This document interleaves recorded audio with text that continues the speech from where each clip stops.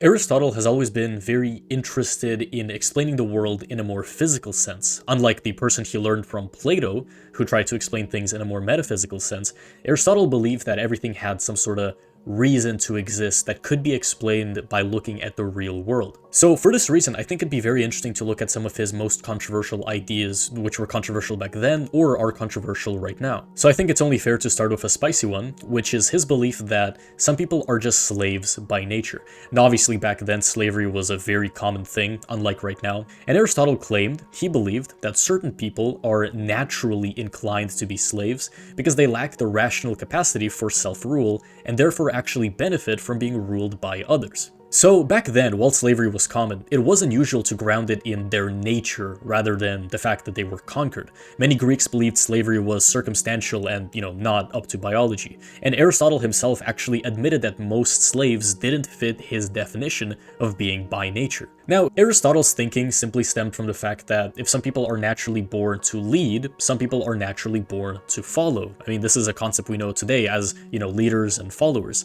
Obviously, I think slaves and masters aren't the same as leaders and followers, and this is a big distinction because later generations used this idea to try and justify racial slavery and colonization. Aristotle also believed that women are naturally subordinate to men and possess reason but don't have full authority over their reason. Now, Greek society was already very patriarchal. Aristotle went further by claiming that this was very biological and natural for every single woman. Aristotle believed that the world would be better if effectively every woman just took the position of, someone more submissive and passive rather than being some sort of ruler or guardian. Now, his next view is actually effectively just his worldview, and it's that all natural things have an end and they exist because they serve some sort of purpose. Back then, a lot of philosophers thought that chance and necessity existed, and people just believed this to be an unscientific thing. What do you mean something exists because of some purpose? How does that make sense, right? Because a lot of people just believed in the fact that there's chaos and something exists just for the sake of existing. Because if something exists with a purpose and an end in mind, wouldn't that imply that it has some link to this end? Wouldn't this mean that there's some higher force giving this thing its purpose? But he very simply saw it as just nature. I mean, seeds reliably become plants, and if everything's up to chance, you can't really explain the fact that there are consistent outcomes, and it seems as though everything has a goal and a direction that it moves into. And while I think that can be debated, his next idea is pretty much wrong, as we know right now, and it's his idea of geocentrism, which is that Earth is stationary at the center of the universe. Now, we right now know this not to be true, but it was quite controversial back then because a lot of earlier thinkers didn't believe this, and they proposed models which didn't have Earth at the center. But Aristotle's authority was actually so big at the time that it actually ended up blocking a lot of rejection of his idea because he was just in such a high power that it seemed silly to do so. And it's even funnier because his train of thought was actually fairly rational, which is that Earth feels motionless, so it probably doesn't move.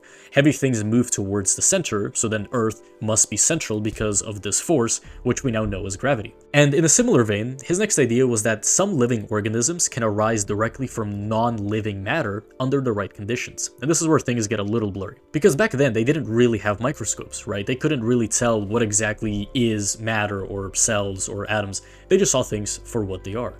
A lot of people actually were able to accept this fact, but Aristotle tried to systemize it, as in explain why exactly this happens and under what condition. And his idea was just something like insects, right? Insects appear after decay happens. And so because of this, possibly life is born through that. Life dies, and then life is born through the thing that is considered dead using heat. This was his theory. And while later experiments disproved the exact wording of his theory, I still think it's interesting, especially when we consider, what exactly makes a living creature. Not even in the sense of consciousness, because I wouldn't say a frog is conscious, but what makes a frog? How does a frog become living? Which is a very philosophical question. I wonder why.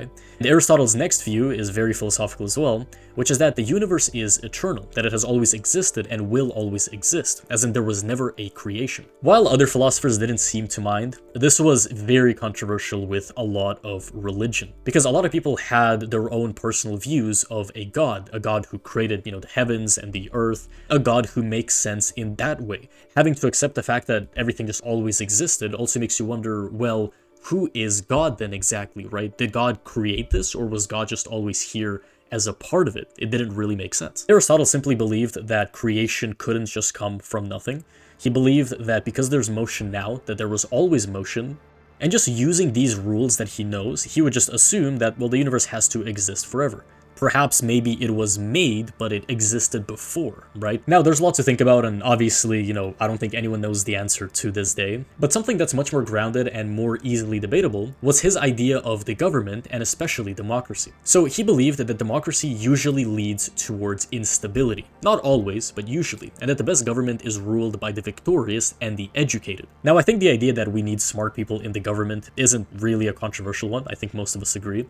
But I think it's the idea that, oh, well, these people know everything, and the citizens and the society, they're actually stupid, and their thoughts cause an unstable society, is what kind of ticked a lot of people off. Because the Athens and the Greeks strongly identified with democracy, and so criticism of it sounded very anti-citizen and also elitist. And also the fact that Aristotle's dad worked for the Macedonian king just made this seem like, is this a real theory, or is this just Aristotle trying to seem elite? But Aristotle looked at historical points, such as the execution of Socrates, to just come to the conclusion that things can get chaotic very quickly when you try to have everyone agree on a specific point. And of course, the idea here is try to prevent tyranny. If everyone just doesn't listen to doctors anymore, for example, right, a lot of people would get sick. A lot of people would just go online, read dumb stuff, and then, try them on themselves. But then, of course, there's another side to it, right? I know I just brought up the example of doctors, but not every doctor knows exactly what happens, right? There's a lot of things right now in medicine and science which people don't fully know about, and a lot of people claim to have cures and claim to have cured themselves with these cures. I even remember like 3 years ago, people just said that like eggs were super dangerous or something, like high cholesterol,